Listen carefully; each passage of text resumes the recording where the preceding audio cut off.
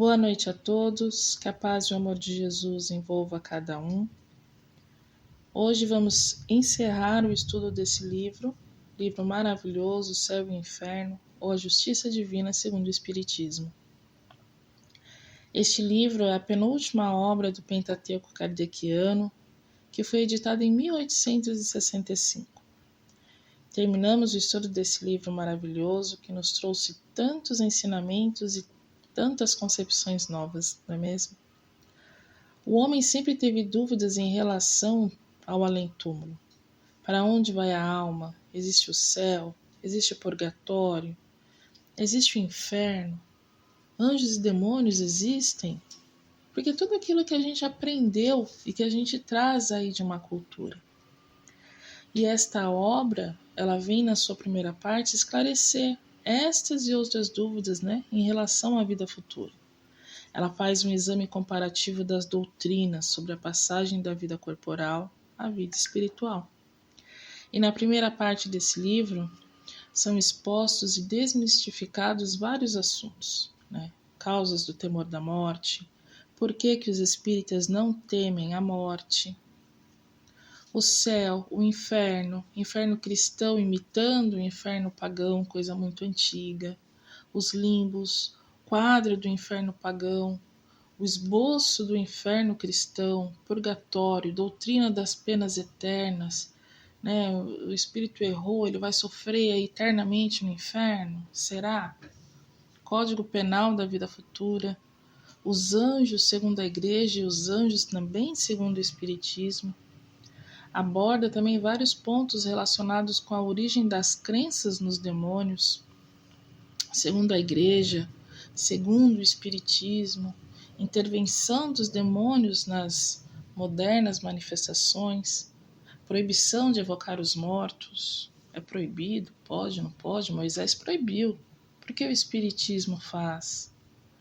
Então, quanto estudo, não é mesmo? Quanta coisa a gente estudou, quantas concepções novas e de uma maneira tão lógica, tão racional, que não podemos negar depois de conhecer e entender. O espiritismo é isso, meus irmãos. Na segunda parte deste livro, estudamos o passamento, a passagem, quando o espírito deixa aqui o corpo carnal e as situações dos espíritos, que os espíritos se encontram após deixar aí o corpo físico. E nessa parte, Kardec ele reuniu várias dissertações de casos reais, a fim de demonstrar a situação da alma durante e após a morte física, proporcionando a nós estudantes amplas condições para compreender a ação da lei de causa e efeito em perfeito equilíbrio com as leis divinas.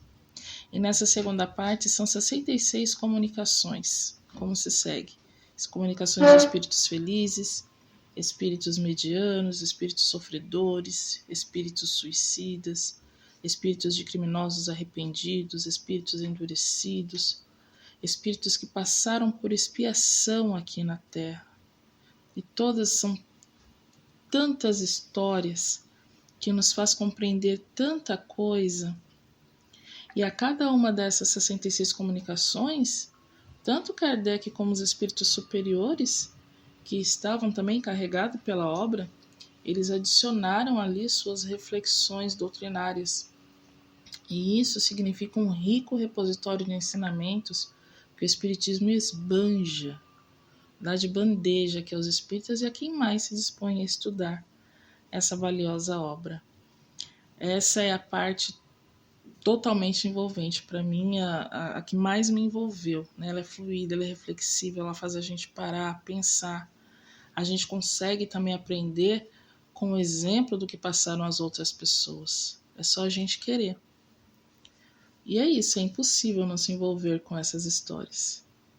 Então, meus irmãos, nesse livro é dada uma grande visão da lógica do Espiritismo, de que um Deus justo e bom, ele não criaria seres perfeitos, como os anjos, nem mandaria uns a um inferno e outros a um céu, se sendo tirano ou dando privilégios a um filho dele. De maneira nenhuma. Deus é justo. e ele mostra que não há retrocesso. Pelo contrário, impera a lei do progresso. Nós somos criados para progredir, para evoluir, e todos partindo de um mesmo ponto. São anjos porque passaram por diversas encarnações como nós e chegaram a anjos. São Cristos porque passaram por diversas encarnações também. Erraram, acertaram e evoluíram e hoje estão num outro patamar. E é isso. Que tudo isso é incompatível com as penas eternas. Você errou, você vai sofrer a vida inteira, vai sofrer eternamente e não vai ter mais a chance de progredir. Tanto quem erra como quem é bom. Está lá no céu, na contemplação beatífica e não faz mais nada. Fica lá olhando para os anjos. Não é isso. E este livro, Céu e Inferno, vem nos explicar tudo isso. Ele coloca ao alcance de todas as pessoas o conhecimento do mecanismo das leis de Deus, pelo qual se processa a sua justiça, explicando as reencarnações e as diversas condições nas quais vivemos na Terra. E tudo isso em perfeita concordância com o princípio evangélico, meus irmãos, que a cada um será dado segundo as suas obras. Nada fica impune.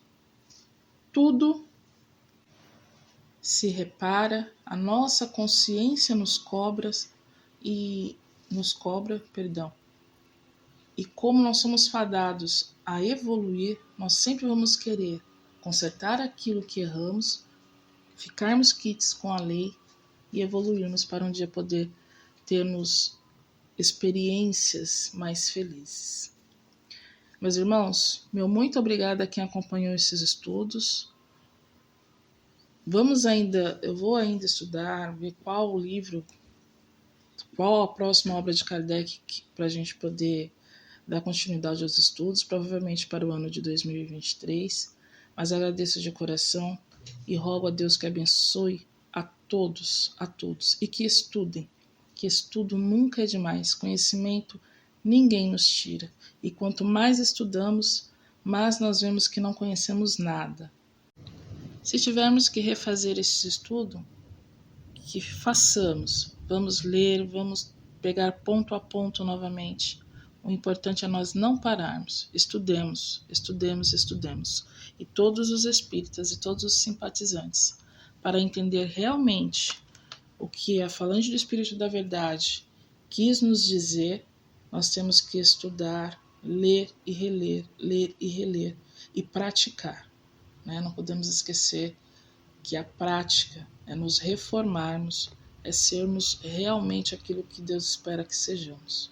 Bons, né? Nos corrigindo, nos amando, nos perdoando, mas sempre seguindo em frente.